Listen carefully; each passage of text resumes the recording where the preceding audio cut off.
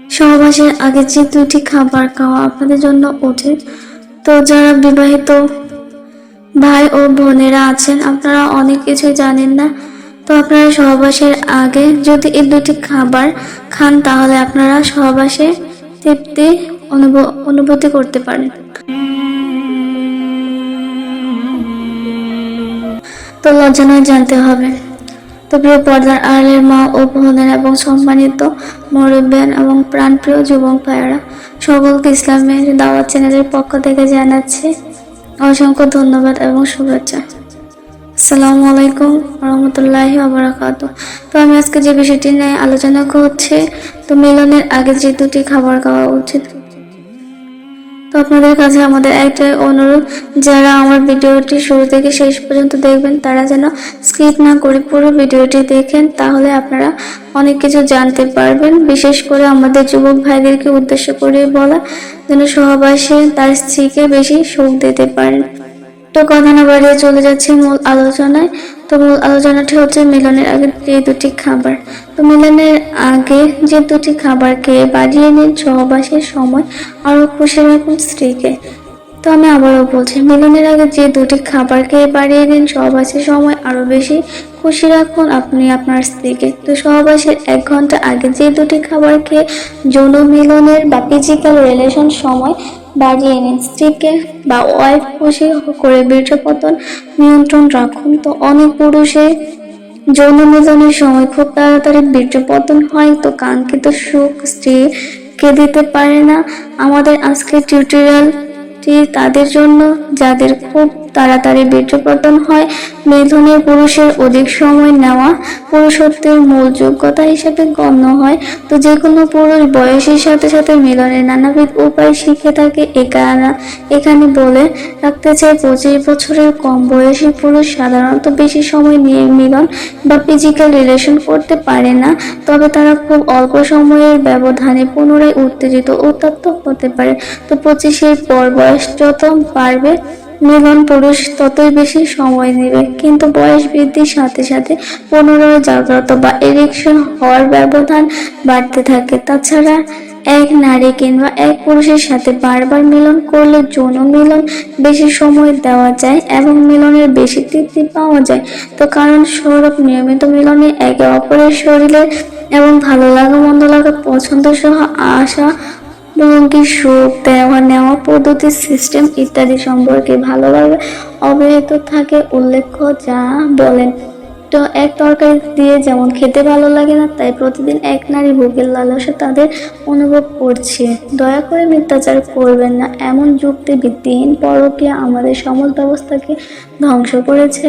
মাত্র কয়েক মিনিটের কাম যাতনা নিবারণের জন্য আজীবনের সম্পর্ক বা অবিশ্বাসের কালো দাগ লাগাবেন কেন? তো অবিবাহিত ভাই ও বোনেরা, আপনাদের কি অতটা বড় বুকের পাটা আছে?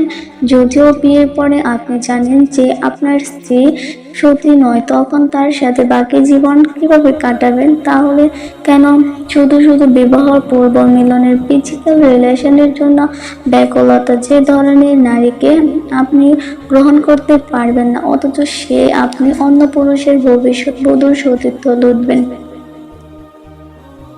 দুঃখিত যদি কারো ব্যক্তি সত্তায় আঘাত করে থাকে। তো মূল আলোচনায় আসি। বলেছিলাম যৌন মিলনে বা ফিজিক্যাল রিলেশন অধিক সময় দেওয়ার পদ্ধতি তো আবিষ্কার করেছেন মাস্টার এবং জনসন নামের 2 ব্যক্তি। চেপে ধরার পদ্ধতি আসলে নাম থেকে অনুমান করা যায় কিভাবে করতে হয়। যখন কোনো পুরুষ মনে করেন তার বীর্য প্রায় স্থলনের পথে, তখন সে অথবা তার সঙ্গী লিঙ্গের ঠিক গোড়ার দিকে অন্ধকোষের কাছাকাছি লিঙ্গের নিচের দিক যে রাস্তায় দিয়ে মূত্র বীর্য বহির্গত হয়, সেই শিরা বা মূত্রনালী কয়েক সেকেন্ডের জন্য চেপে ধরুন। লিঙ্গের পাশ থেকে 2 আঙ্গুল দিয়ে ক্লিপের মতো আটকে ধরতে হবে।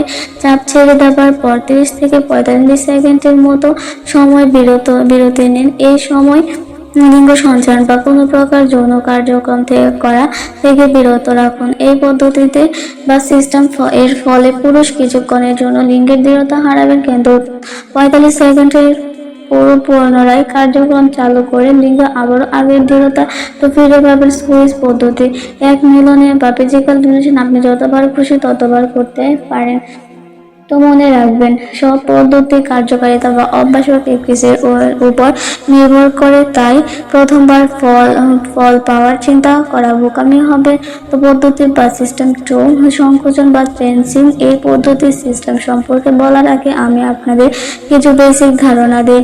আমরা প্রস্রাব করার সময় প্রস্রাব পুরোপুরি নিঃসরণের জন্য অন্তঃকোষের নিচ থেকে পায়ুপথ পর্যন্ত অঞ্চলে যে এক প্রকার খিঁচুনি দিয়ে পুনরায় তলপেটের দিকে চাপ দেয়। এখানে বর্ণিত সংকোচন বা টেন্সিং পদ্ধতি অনেকটা সেই রকম, তবে পার্থক্য হলো এখানে আমরা খিঁচুনি প্রয়োগ করব, চাপ নয়। তো এবার মূল বর্ণনা। মিলনকালে ফিজিক্যাল রিলেশন যখন অনুভব করবেন, তো বীর্যপাত স্থলনের পথে, তখন আপনার সকল। তো 3 নম্বর পদ্ধতিটি বিরাম বা ট্রেচিং, পজ অ্যান্ড প্লে। এই পদ্ধতিটি বহুল ব্যবহৃত, সাধারণত সব যুগল এই পদ্ধতিতে সিস্টেম সহায়তা নিয়ে থাকেন। এই পদ্ধতিতে মিলনকালে ফিজিক্যাল রিলেশন বীর্যস্খলনের অবস্থাতে পৌঁছালে লিঙ্গকে বাহিরে করে ফেলুন অথবা ভিতরে থাকলে কার্যকলাপের বিরাম দিন। এই সময় আপনি আপনাকে অন্যমনস্ক করে রাখতে পারেন, অর্থাৎ সুখ অনুভূতি থেকে মনকে ঘুরিয়ে নিন। যখন অনুভব করবেন বীর্যের চাপ কমে গেছে, তখন পুনরায় শুরু করতে পারেন। তো বিরাম পদ্ধতির সিস্টেম সফলতা সম্পর্কে নির্ভর করে আপনার অভ্যাসের উপর। প্রথম থেকে এই পদ্ধতি সিস্টেম সফলতা না পাওয়া গেলেও যার জন্য কার্য নিয়মিত আর তারা এই পদ্ধতির গুণাগুণ জানেন। মনে রাখবেন, সব পদ্ধতি কার্যকারিতা অভ্যাস বা প্র্যাকটিসের উপর নির্ভর করে।